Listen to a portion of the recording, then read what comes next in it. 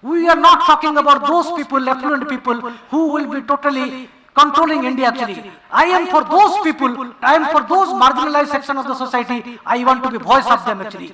Come what may, I will never compromise on my principles and I will never do anything that actually detrimental to them. Realizing the ambition of becoming a great power requires more of India. The richest in India have made their money through crony capitalism rather than through innovation or the fair rules of the market. What is particularly worrying in India's case is that economic inequality is being added to a society that is already fractured along the lines of caste, religion, region and gender. We need to increase tax collection through progressive direct taxation such as introducing wealth and inheritance taxes and spending them on health, education and nutrition for the underprivileged, focusing especially on the early childhood development of the poor.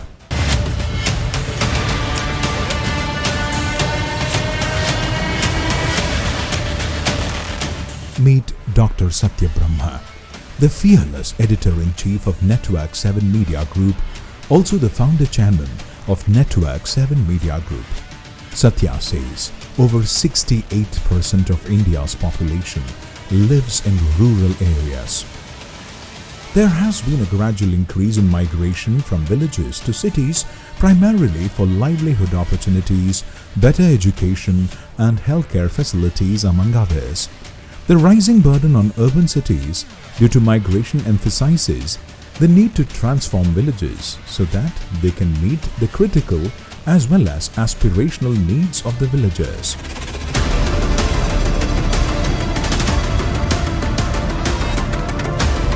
Satya is of the opinion that India will gradually increase in power, becoming the world's third largest economy during the next 10 to 20 years.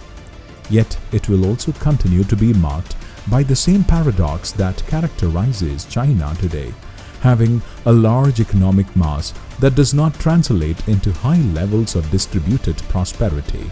India's journey towards true great power capabilities is thus likely to be long and arduous.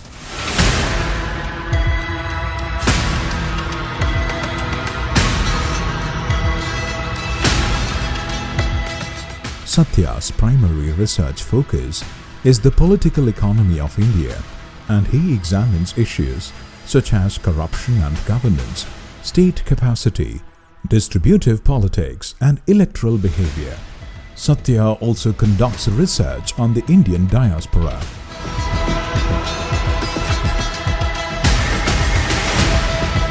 Political financing through electoral bonds enables corporates to secure privileged access, power, and influence in government policy making. The leader of the main opposition party is unseated from parliament, and 146 members of parliament find themselves suspended for daring to question the government.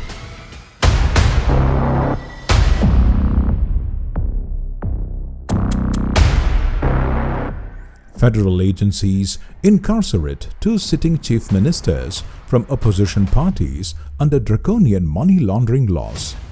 A first in the history of independent India, the ruling party has amassed roughly $1 billion through secretive electoral bonds.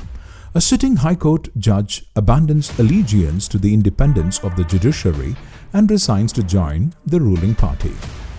To make matters worse, journalists critical of the government face routine investigation and arrest. Opposition parties face a hostile television media largely beholden to oligarchs and corporate interests.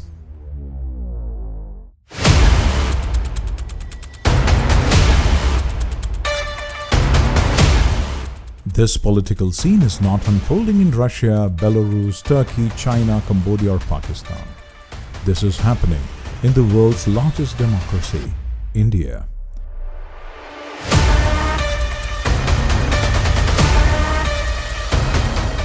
Dr. Satya Brahma is of the opinion that if India is to continue to hold its reputation as a democratic country, It is incumbent upon constitutional bodies, the Election Commission, the courts, and the Prime Minister himself to protect the democratic heritage of this great nation. But if the trends in the last decade of Modi's rule tell us anything, it is that his lust for power has grown manifold and has no constitutional morality.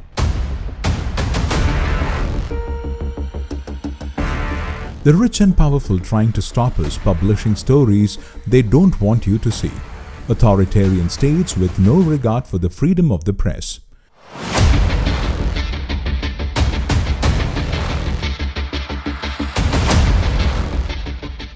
The opposition, though with its hands and legs tied, needs to fend for itself.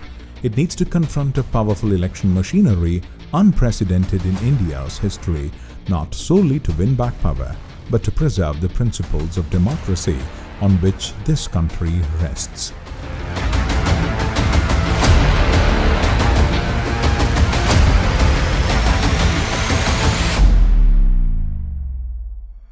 We need to see a vibrant India, where the widening gap between the rich and poor are minimized, healthcare facilities are delivered to the last miles.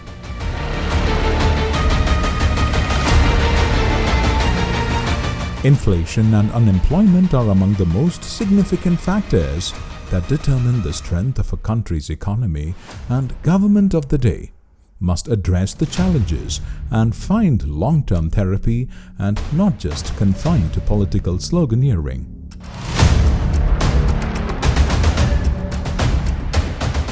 Government institutions become more responsible and trusted by the people.